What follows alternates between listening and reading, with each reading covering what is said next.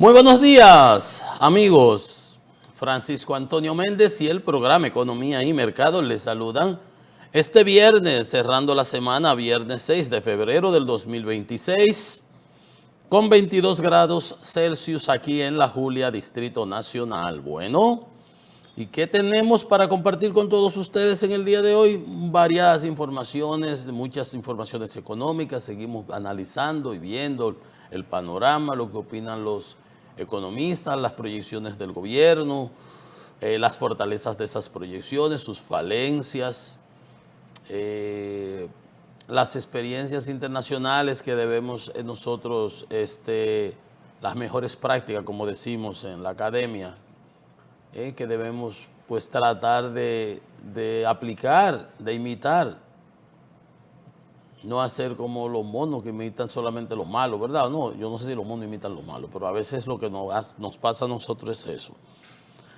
Bien, son muchas informaciones. Ahorita vamos a entrar en esos detalles porque las informaciones económicas siguen siendo importantes para desmitificar cosas que se nos van vendiendo, que se nos van tirando y repitiendo, y como por cansancio, como para convencer por cansancio. No, no es así. Hay que convencer con racionalidad, razonando, entendiendo, explicando, pero cosas lógicas, no inventos y falacias. Entonces, nosotros aquí es parte de nuestra responsabilidad tratar de, en base a nuestra experiencia y conocimiento, contextualizar ese tipo de informaciones para que no nos anden metiendo los dedos en los ojos como si todos fuéramos estúpidos, que no lo somos. Y es importante que también aprendamos de esas lecciones para exigirle a los gobernantes y mostrarle a esos gobernantes, mire, pero tales cosas, porque no hay que asumir que ellos lo saben todo. A veces, o muchísimas veces, tampoco es que dominan esos temas. Y cuando tú los planteas de manera objetiva y sin mala, como dicen, sin mala leche, sin mala intenciones, y el otro que está del otro lado, el que es interlocutor o el que debiera ser, que te ve, que te oye, que tiene las funciones y la responsabilidad de tomar decisiones que afecten a la sociedad, a la ciudadanía, si es sabio, si es inteligente, pues se nutre de esas informaciones y de esas críticas, en todo caso si fuesen, o recomendaciones que se les dan desde estos pues, sitios, lugares, plataformas, programas, como usted quiera llamarle. Ahora, si es un torpe, obtuso, obcecado, ignorante, que no es capaz de reconocer sus propias limitaciones, siempre va a creer que él tiene la razón, como su arrogancia no le permite ver más allá de sus narices. Eso son esto, hablando ahí, esto es criticando, todo lo critican. No, no es así. Nosotros por lo menos podemos enorgullecernos y darnos bombo señalando que no lo hacemos por ese interés, de esa manera. Al contrario. Y sé que muchísima gente lo reconoce así. Y sé que de las oficialistas y no oficialistas. Y eso es lo que importa. Porque siempre habrán necios. Y habrán personas a las que tú nunca le caerás bien. Y tú dices A y ellos interpretan B. ¿Y cuándo dije yo B? Yo dije A. Pero no se van por eso, porque tú dijiste A, sino va por la tangente. Se buscan unas cosas, una explicación y unas cosas como para no entrar en el tema fundamental, que es el concepto de lo que se está diciendo. Yo dije esto, respóndame eso. No me vengas a traer otras cosas por las greñas que no tienen que ver con eso, ¿verdad? Entonces, eso pasa mucho, A nivel internacional tenemos, bueno, se celebraron las reuniones allá en Dubái entre las tres partes, Rusia, Ucrania, Estados Unidos.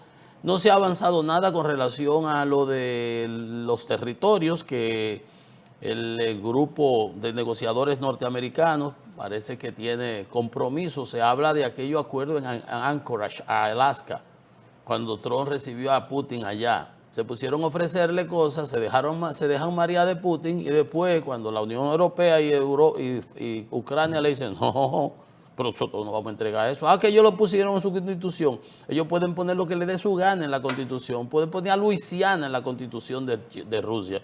Que vayan a cogerla. Pueden poner a Miami en la constitución. Así es muy bueno. En la constitución de República Dominicana se sientan estos locos que están en el Congreso, hay un grupo y pasan, bueno, nos anexamos a Puerto Rico. Puerto Rico ahora pertenece a la República Dominicana. Vamos a cogerlo, vayan. Argumentos como ese, cosas. Entonces, bueno, salieron aquellos 28 puntos, se redujeron con la Unión Europea y con Marco Rubio y se sentaron. Kushner, Witkoff, que es socio de Trump en muchísimos negocios, por eso es su hombre de confianza que lo manda a negociar ahora para Irán, con Rusia, que es casi lo mismo, es casi lo mismo, Rusia e Irán, pues son así aliados, aunque lo soltó en banda Rusia porque no podía ayudarlo cuando los bombardeos que le hicieron los israelíes y los norteamericanos. Pero el punto es que están esas negociaciones, vamos a ver cuál es el impacto que han tenido en los mercados de commodities internacionales con relación al tema nuclear, a los proyectos que fueron bombardeados de Irán y negociaciones y eso. Se acabó el acuerdo ahora, el START, para la no proliferación de armas nucleares entre Estados Unidos y Rusia. Hubo una llamada entre Xi Jinping y Trump tratando de ampliar ese acuerdo, involucrarlos también, lo cual yo lo veo bien. Se habla, hay algo que comentaré ahorita, de acuerdos y negociaciones, conversaciones a alto nivel entre los altos mandos militares rusos y estadounidenses. Ahí está OTAN, no sé cómo es eso, si es un bypass, pero con Trump y Putin nunca se sabe, porque hay muchísimas cosas ahí en gris, que uno no sabe si es blanco, si es negro o qué es lo que pasa. Bueno, eso está esa parte. ¿Qué más tenemos? Hubo una reunión por acá con países para un bloque sobre minerales y tierras raras. Ahí estamos nosotros también. Ahorita comentaremos de eso. Pero en Estados Unidos hay una situación muy convulsa. Está el tema Epstein, donde se dieron a conocer 3 millones de documentos, de files nuevos.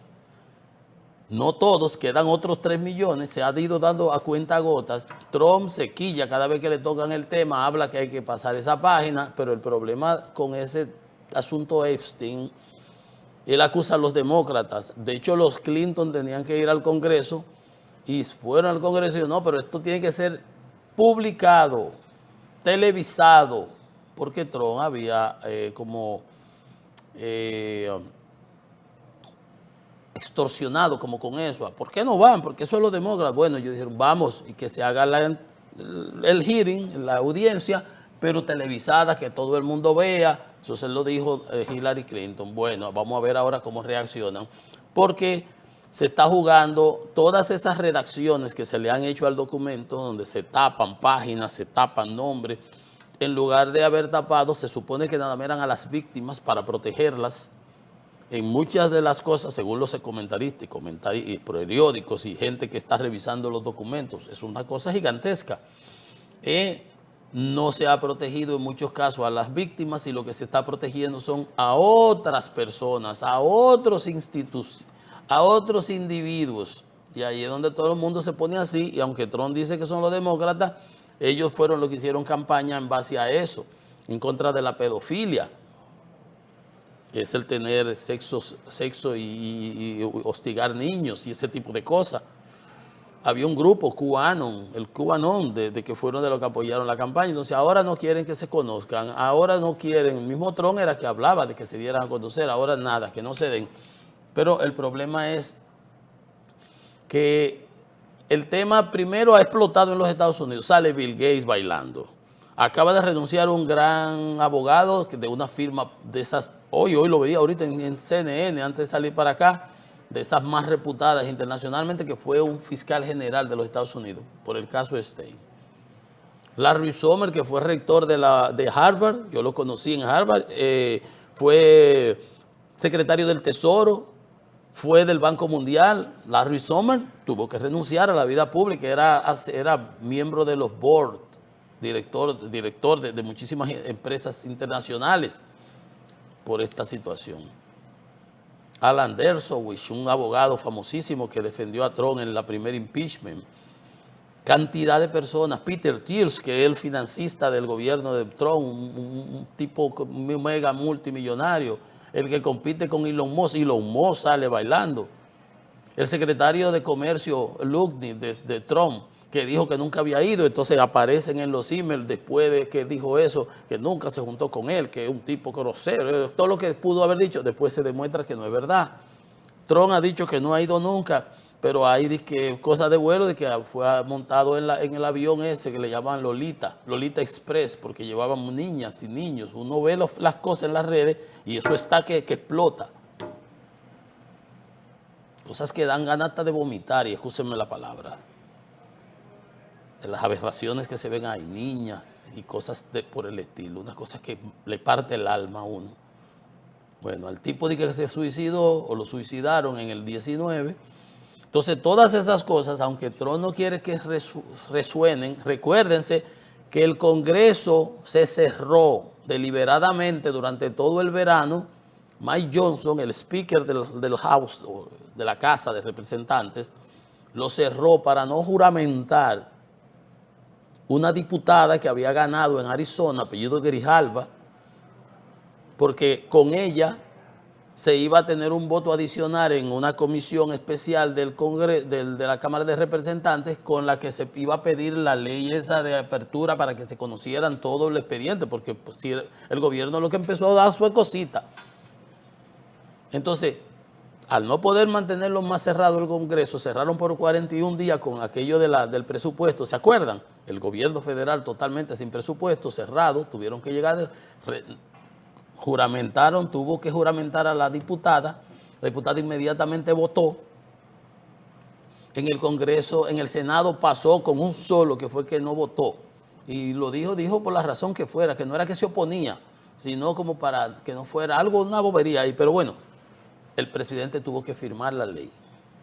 Le dieron 30 días al Departamento de Justicia, que parecería que fuera como la oficina de abogados del presidente, lo nunca visto en Estados Unidos, y el Departamento de Justicia ha violado los plazos, está dándolo a cuentagotas, subrayando, redactando, editando todo lo que presenta, pero por más que editen, también dice un refrán sabio, de la sabiduría popular, no hay crimen perfecto. Entre redacciones y revisiones y violando la ley, ya de por sí violando la ley que lo obligaba a publicarlo, a darlo a conocer en un periodo ya que pasó, venció, era 30 días y ya ha pasado, y siguen dándolo a cuentagotas, parece que se fue un chorro de cosas que no fueron bien cuidadas y se colaron. ¿Cómo se van a seguir colando? Porque es que no puede haber nada oculto bajo el sol cuando tanta gente intervino en eso. Ese tipo estuvo preso en el 6. Le hicieron un arreglo ahí de esos chanchullos para decir lo que se hacen aquí. Ustedes vieron gente ahí que devolvió 2.000 millones cuando se robó 20.000 o 25, según las propias autoridades. Lo decían ellos y después llegan a acuerdos y nunca entran ni siquiera a la cárcel. Así le hicieron a él con este, que duró como un año preso, como en el 6, y después volvió y explota. Son miles de denuncias, mujeres, cantidad de gente que hizo denuncias, pero como un tipo con tanto poder, todo se ha mantenido así, y hasta el mismo Departamento de Justicia está actuando como encubriendo, y son los mismos republicanos, los influencers republicanos que siempre apoyaron a Trump, lo que exigen que se dé a conocer todo, que sea todo. Y lo que se ve que se está manipulando y se quiere guardar, y Trump no quiere que se hable del tema. Insultó a la periodista de CNN y dijo, hay que pasar la página. Lo que pasa es que están saliendo tantos macos y cacatas que esa página parece ser que no va a ser fácil guardarla. Yo les presenté a ustedes en ocasiones aquí encuestas que hablaban de cómo la población valoraba y cómo decía que debía más dejarse el tema ese, que es 70, 80%. Y cuando se van viendo todas esas cosas que están surgiendo en las redes, porque Washington Post puede hacer lo que le diga, Jeff Bezos, el de Amazon, que financió la película malísima esa de Melania, que no ha ido nadie, un fracaso, casi 70 millones en publicidad y todo eso, que es el propietario de Washington Post, que lo compró, acaba de votar el 30% del personal y todos los periodistas y el buró de Washington, para que, o sea, entregado en manos para mantenerse controlar la prensa formal. Pero estas redes son implacables. Pero no es solamente eso. Es que por más que Trump ha querido que eso se controle, que se saque del tema y que por qué hablando de eso, que esos son estúpidos republicanos que están, Margaret Taylor Greene, que era la activista más fuerte de Trump, que renunció al Congreso ya y se peleó con él, le dijo de todo. Son tantos de los mismos republicanos que hicieron campaña en base a ese tema, que el tema no es fácil sacarlo de circulación. Y si usted hubiese dicho, bueno, pero a lo interno de Estados Unidos, dice Trump, a mí no me mencionan, no es verdad, dice que se menciona su nombre en el expediente completo más de casi 5,000 veces, está. Entonces, el problema no es que el tema ha salido de las fronteras norteamericanas, con lo que se ha dado a conocer, que todavía falta 3 millones y pico de files todavía por dar a conocer, 180,000 fotografías, cantidad de videos que ya se han dado a conocer y están las redes presentando, que uno tiene que tener muchísimo cuidado porque a veces uno ve cosas y dice, no sabe si esas son ciertas o son de las inciertas, fake news, de esas que se preparan con inteligencia artificial y te meten una persona, te pegan otra y te arman ahí el cosa. No, y uno no es especialista para determinarlo, pero son tantas informaciones y tan desastrosas y fotos van y fotos vienen que están aquí en las redes que uno se queda turulato y aterrorizado. Pero ¿qué le quería decir? ¿Por qué no es fácil para Trump sacar ese tema de circulación? Porque el tema ha adquirido ribetes internacionales. Además, el príncipe, el hermano del rey Carlos de Inglaterra, le quitaron los títulos nobiliarios. Hay fotos con él por Pipá. La Sarah Ferguson, también de la realeza británica.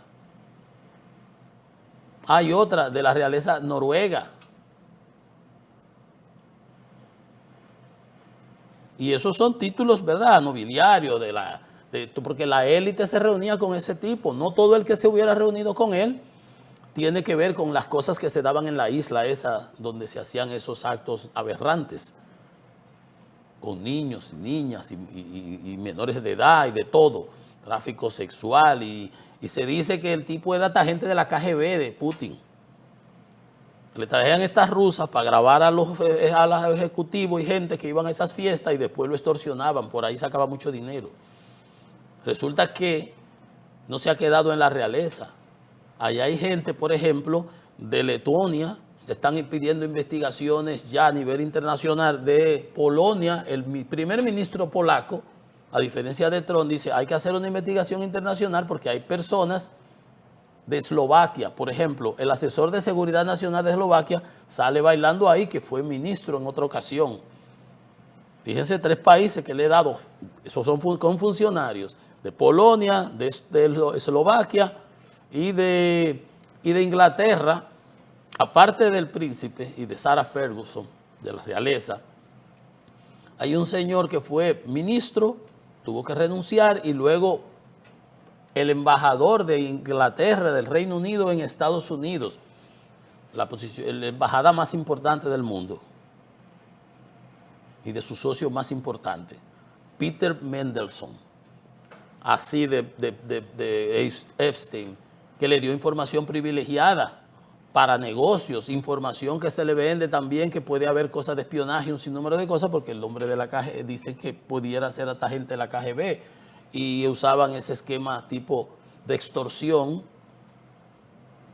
que es típico de la época de la Guerra Fría, cuando era la CIA, la KGB, que se peleaban. Entonces, todas esas cosas hacen que el tema trascienda. Cuando el primer ministro de Polonia dice que hay que hacer una investigación internacional, cuando el asesor de seguridad nacional del presidente Fico de Eslovaquia, el que acaba de salir de la Casa Blanca los otros días, dijo, ese hombre está fuera de su mente sobre Trump, que estaba como aloqueteado.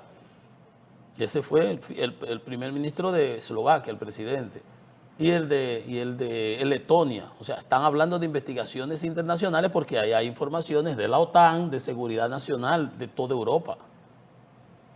Miren ustedes la trascendencia que está teniendo esto y recuerden lo que les dije ahorita, que no hay crimen perfecto. cuando le agarra por un lado y tapa por un lado, usted ha visto unos jueguitos que hay para los niños, que es como sale un muñeco y tú le das, pa, entonces sale por un lado, sube por otro, porque eso es como los pistones de los vehículos. Tú le das a este, entonces sube este, y no hay manera, te sube uno, te sube el otro. Entonces esa situación está así mismo.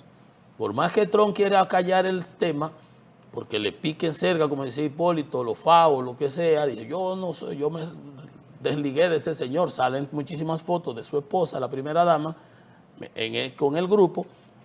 A la tipa que le echaron 20 años, va el abogado de Trump, que hoy es el deputy, el asistente, el fiscal, el segundo a bordo de la Procuraduría, Todd Blanche, que era el abogado que lo defendió en todos esos casos que él llevaba, que lo puso ahí, actúa como su oficina de abogado, el Departamento de Justicia de los Estados Unidos, para perseguir a los contrarios y para tapar y proteger a los que les convenga. Él fue, se reunió con la tipa que estaba en una cárcel de alta seguridad, la Ghislaine Maxwell, que se llama, que era la amante de Epstein, la que le buscaba a las muchachitas y la que le hacía todo lo de Celestina y eso, su mujer. Entonces la traspasan a un resort, a una cárcel que está como en un resort. Entonces son tantas cosas que ponen a la gente y dicen, no, pero aquí hay algo de más. Entonces no es simple y no va a ser sencillo taparlo, porque como le decía ahorita, esto ha alcanzado ribetes internacionales. Y está que tapan un hoyito y salen 10 boquetes más por allá. Complicados, señores, complicados. Miren, entonces volviendo a nuestro lar nativo, ayer estuvo la doctora Lee Francis Campos, la embajadora norteamericana, visitando al presidente Leonel Fernández en la Fundación Global.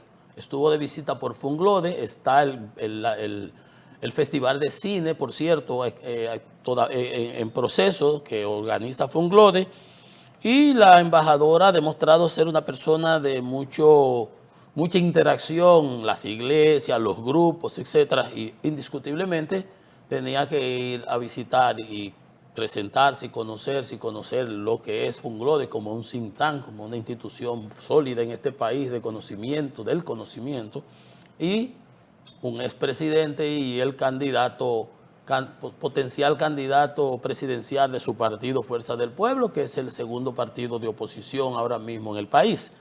Entonces, le visitó el martes 2 de febrero, fue el martes, hoy es viernes, y se dio la primera visita oficial a la Funglode. Lo recibió el presidente Fernández con sus asistentes y ella estuvo acompañada de la señora Nora Brito.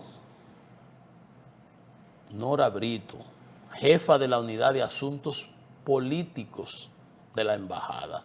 O sea, ahí se habló más de 2 horas, ella recorrió las instalaciones, conoció el área de filmación, del área de radio que tienen, por producir programas, un estudio de televisión de producir filmaciones y todo eso, la biblioteca gigantesca, todo lo que son las instalaciones de Funglode.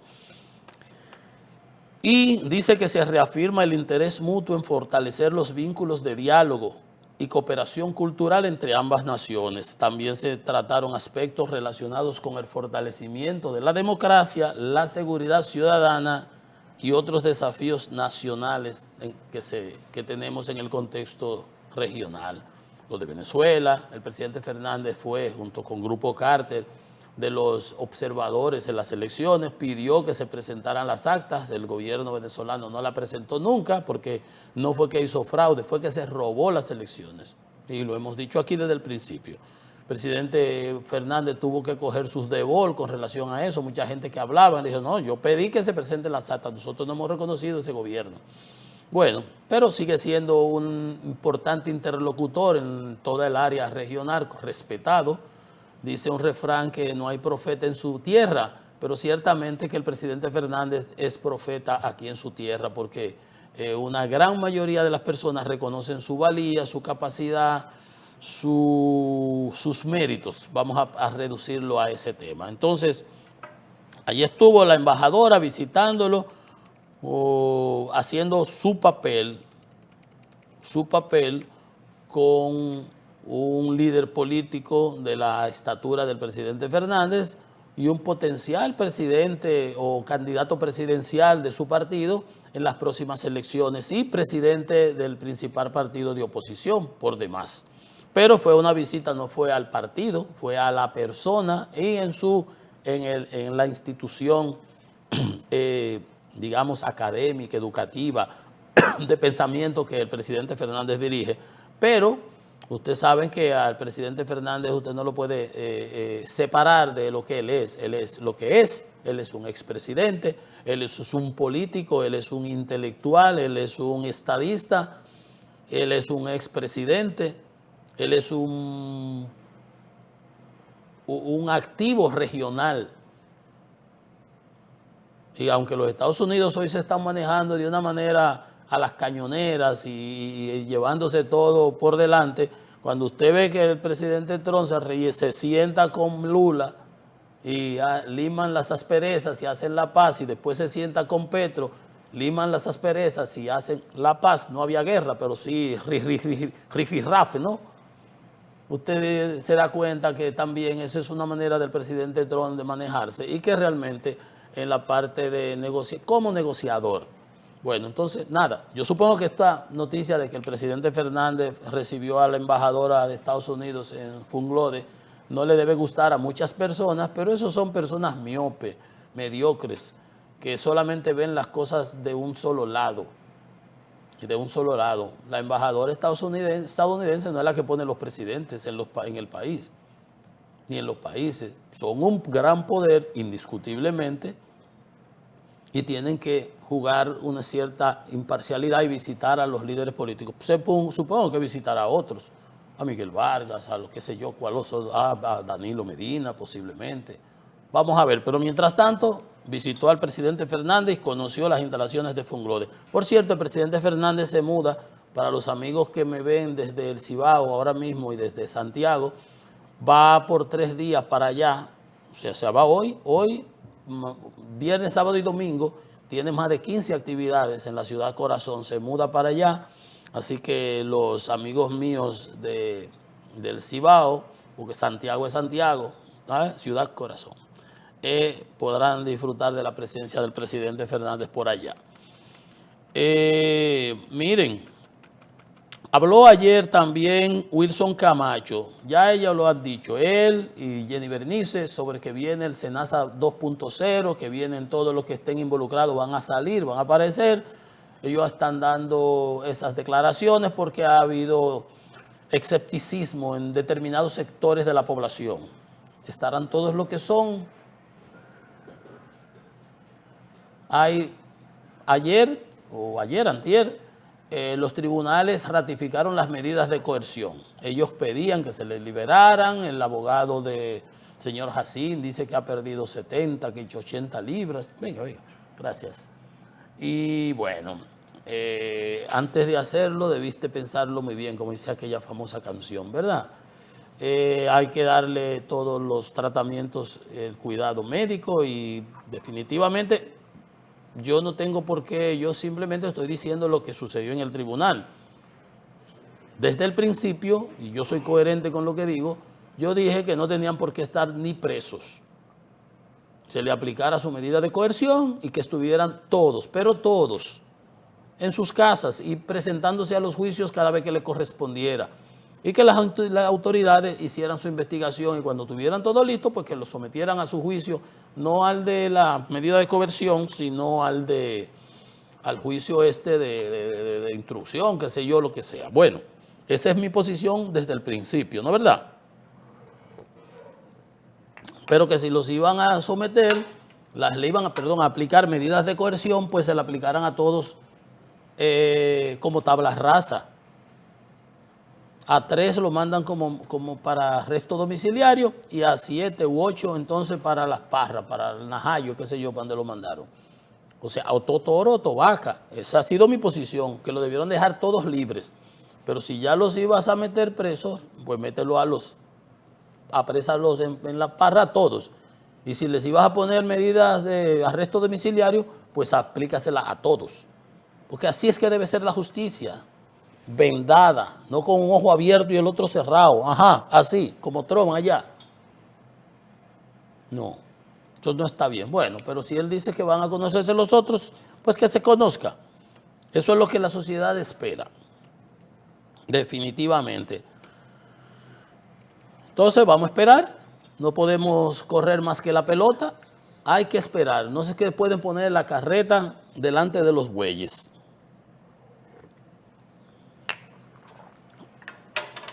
Uno se pregunta, señores, ¿qué maldad es que le ha caído al metro de Santo Domingo?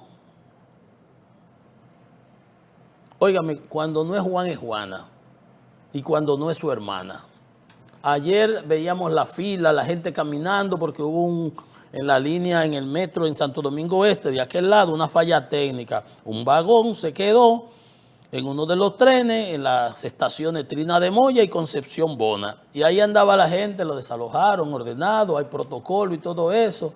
Gracias a Dios, y no pasó nada, y fue un percance, se dañó como una banderita. ¿Usted ha visto en la banderita que se quedan ahí en la carretera? Cuando hay esas excursiones de las escuelas, por lo general se alquilan esa guagua amarilla que andan por ahí. Y usted ve, cuando usted va de viaje en esos fines de semana, y usted lo encuentra quedado en la carretera, un grupo, porque son vehículos con poco mantenimiento y con mucho trajín. Se quedan. Yo creo que eso es lo que le ha pasado. Ya quitaron ¿a quién fue que pusieron en el metro? Por cierto, yo no me recuerdo ya quién fue. Bueno, quitaron el que estaba con aquel rebú del apagón general y que las plantas no entraron, que tenían el gasoil y que 10 años ahí acumulado, eso era lodo, y que las baterías no servían. El lío aquel, lo cambiaron, pusieron otro, ya yo no me recuerdo ni quién fue. Pero fíjense ustedes, es la de nunca acabar. Usted me dice, bueno, pero a cualquiera se le muere un tío. No se le muere un tío a todo el mundo, no es verdad. Ese sistema debiera tener un mejor mantenimiento, un mejor trato y una mejor suerte. Esa es la palabra, como dice. Debiera tener una mejor suerte, porque es que no sale de una. El pobre metro, las denuncias de la insalubridad que hay ahí adentro, de la suciedad, de las escaleras dañadas, que los plafones, que los ascensores. Y aquella línea de por ahí de los Alcarrizos, la gente está en pánico cada vez que ve las noticias que salen de la chapucería que aparentemente se está construyendo ahí. Todo lo que uno ha visto. De hecho, hicieron un programa y el tipo al que quitaron, estaba dando muchas explicaciones y que por qué pusieron de que cubre falta y cosas de eso. Esas son obras grises. Usted ha visto cubre falta ahí en la 27, en esas obras que hizo Odebrecht, que están ahí, ese elevado y esas columnas. Eso no lleva cubre falta por ningún lado. Sabrá Dios que es lo que están cubriendo esas faltas ahí. Quizás están cubriendo más que falta. Ojalá y no. Pero los precedentes de todo lo que hemos estado viendo nos dicen que hay aparentemente problemas. Y aquí una muestra más. Otro lío en el metro. Ayer la gente caminando para su casa a la hora que se armó ese lío. Un sistema de transporte que ha aguantado cajeta y críticas y se ha impuesto. Una muestra del desarrollo, de que se puede, de que podemos hacer inversiones importantes, a pesar de esos agoreros. Cuando Balaguer empezó a hacer la 6 de noviembre, cuando empezó a hacer la 27, cuando la Luperón la expandió, cuando el quinto centenario, cuando hizo el puente de la bicicleta y la otra avenida ahí en la México, ustedes esos que están por ahí, hoy están todos en el gobierno, porque ellos lo que sabían era criticar, porque lo de ellos era engancharse, reguindarse. Se vistieron de verde en una ocasión, en otra se vistieron de amarillo para pedir el 4%, porque sus patrones les interesaba el 4%, mucha pintura, muchos materiales, mucha escuela, mucho libro, muchas cosas. ¿Usted cree que esto es a lo loco? No, señores, esto no es a lo loco. Pero vamos a una pausa, que esto es economía y mercado.